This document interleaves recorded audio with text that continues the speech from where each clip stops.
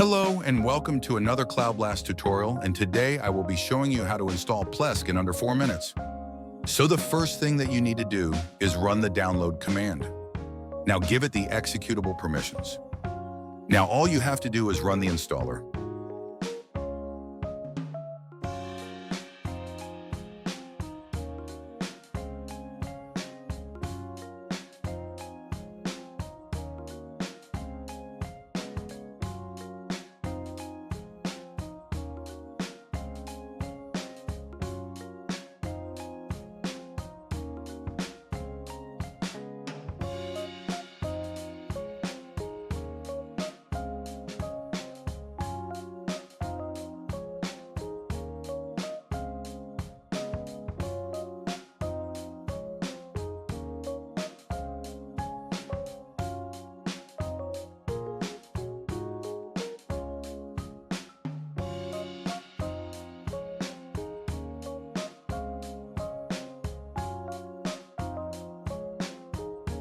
Now all you have to do is wait for a few moments.